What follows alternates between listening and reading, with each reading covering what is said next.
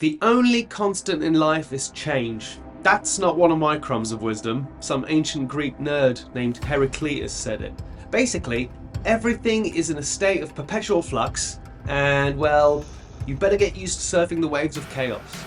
Is anybody else tired of waking up every morning and wondering, what now? What unpredictable variable will suddenly change everything? What seemingly small decision will I make that, looking back, appears as though it was made by someone else?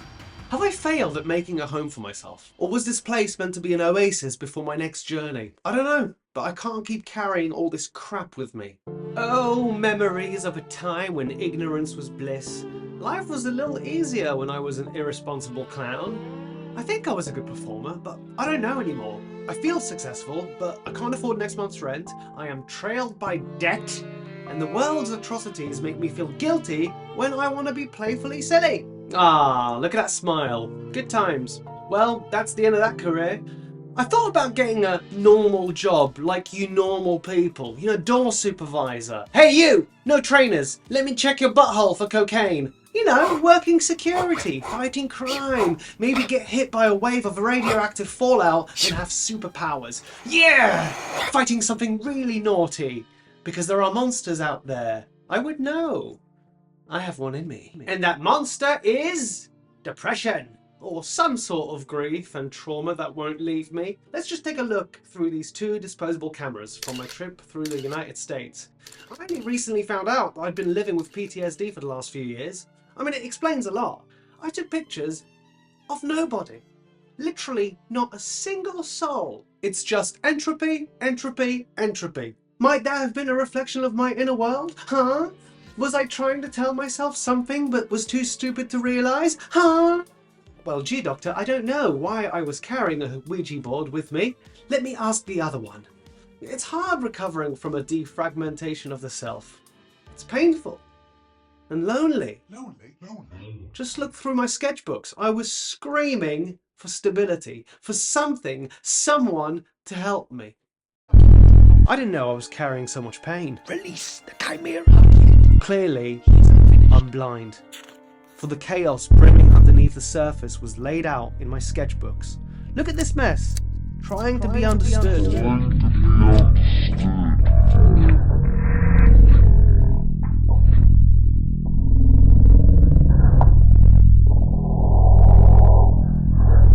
Okay, time out. This is a bit depressing. Yeah, because I'm depressed. Mate, yeah, fine, but can you be a bit more funny about it? Someone cue the violin.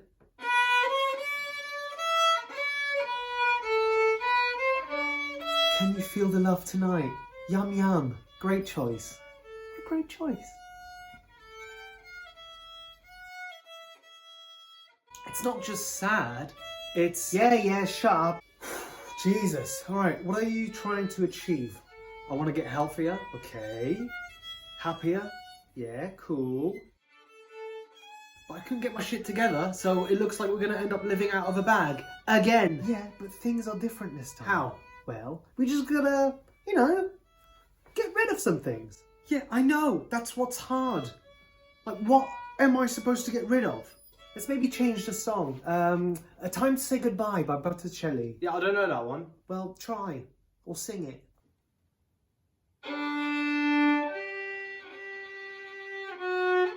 Okay, let's begin. You do have a lot of shit. Yeah, I thought I was building a home. Let's have a little montage and get rid of most of the shit that you don't need. Huh? Should we have a little montage? Huh? You want to have a little montage? Fine, we'll do a montage. Yeah. And maybe give me a little smile, huh? One small step for man. Yeah. Montage, montage, montage. Ooh, montage, montage. In a montage, words of affirmations fly. Montage, believe in yourself. Reach for the sky. Montage, with a dash of silly and a sprinkle of glee. Montage, in a crazy montage, you feel so free. In the mirror, say I'm amazing. Even if it feels a bit strange. With a wink and a nod, dance like a clown. In this zany montage, let's turn things around. Montage, montage, montage.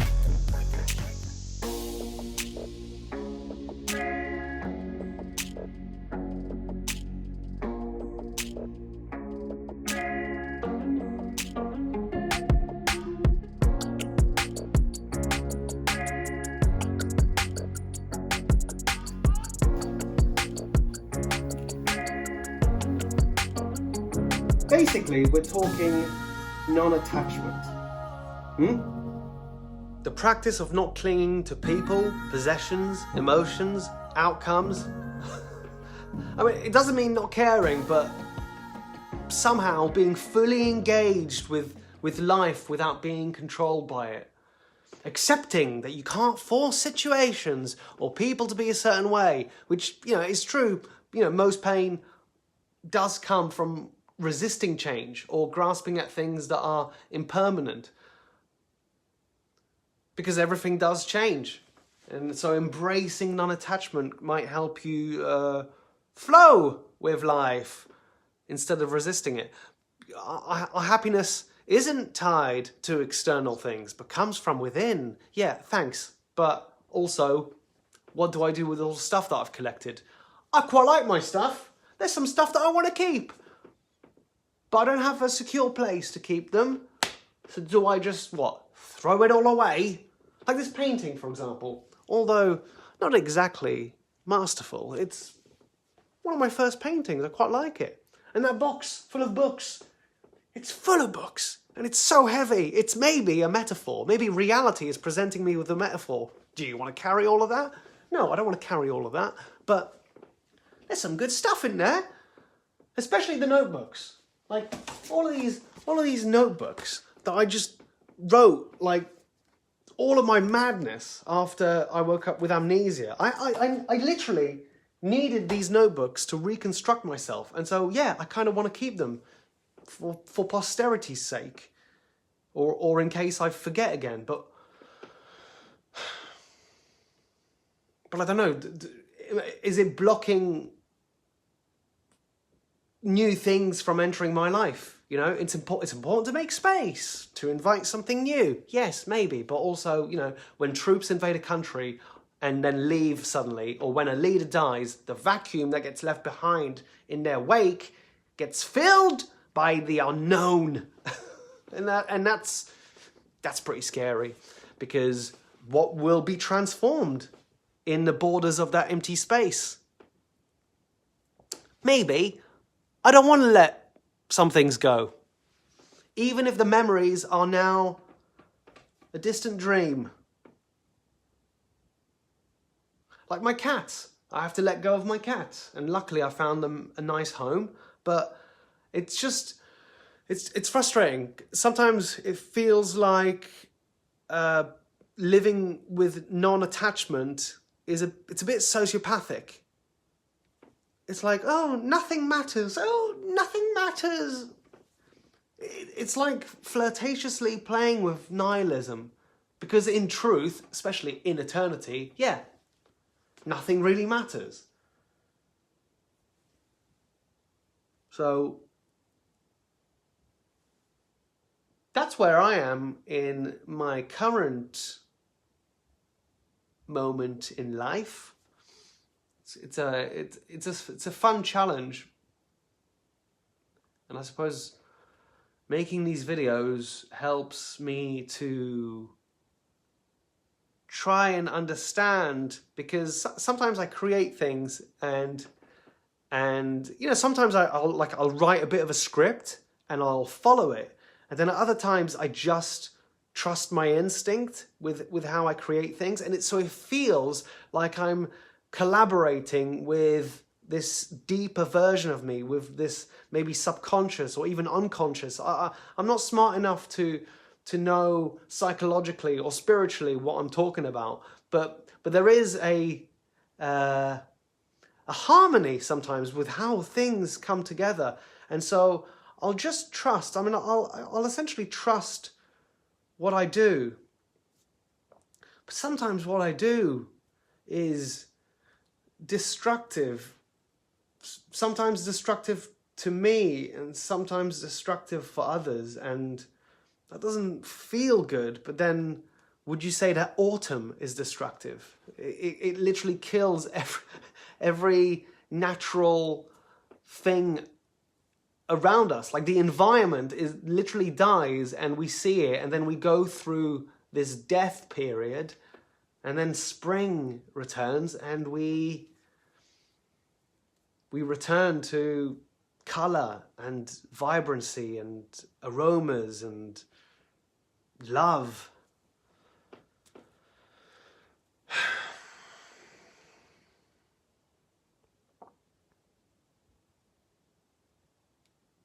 I don't know what I'm going to do next, but thank you for watching. If you're not watching, I make these videos for myself. You know, sometimes I look back at the catalogue of videos I have and there's only like 10 views. and most of those views haven't even made it to the end, which sometimes does make me laugh because there is an order to the chaos because they go hand in hand, right? They're not separate. They may seem separate, but you can't have night without day. You can't have on without off. They are intertwined. And so when I make sometimes these essays, there is actually a structure. There is a question at the beginning, potentially, and you won't get the answer until the end.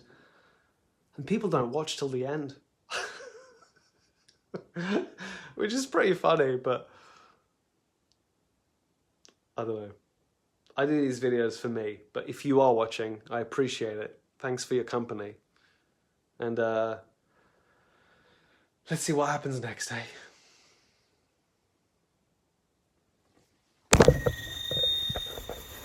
I've donated a bunch of stuff and I could get rid of more. Even that incredible shirt I'm wearing right now is currently in a charity shop for some lucky person to find. Ah, so lucky. I've got a bunch of books, but maybe the only reason I'm keeping them is because I've always imagined owning a home with a huge library so that when people come and visit, I can show them, look how learned I am. See? Proof in the set design that I know how to read. Yes, and they'll be very impressed. But owning a home seems like a distant dream. Damn you, billionaires, and your greedy ways. I want to honour the gifts that family and friends have given me, but nope. Can barely afford to rent, and I'm not willing to pay someone else's mortgage, so back to living life out of a bag. Yep, at least this time it'll be lighter. Carrying items that are no longer used can start to feel like holding on to fragments of a past identity, of memories that you can no longer reach. Like when you buy a souvenir from a holiday, it's literally that. Souvenir is French for to remember. Did you know that? Yeah. For example, this book, Chaos by James Gleick, was given to me when I was in Boise, Idaho, United States of America, for a comedy festival. I struck up a conversation with this gentleman, Bill, in a cafe, and we talked about nothing and everything, and about all these so-called coincidences that I was experiencing, synchronicities between my internal and external world, making me feel as though I was in a union with the universe, in a conversation. And he went home to get this book, which he gave me, purchased from the Friends of the Phoenix Public Library, no less. I don't want to get rid of this book, but I'm also tired of not having my own shelf to put it on. I don't know, maybe I'm just scared of forgetting again. Some books aren't even about the content, even though the words contained are of value. They're about the moment when it was received, the space and time and the people that filled it. A crossroad which felt so important. The item is not just another book to be purchased from a store, but a relic, a unique artifact, which may be $11 to most people, but is priceless to me. Do I keep it? Or do I let it go?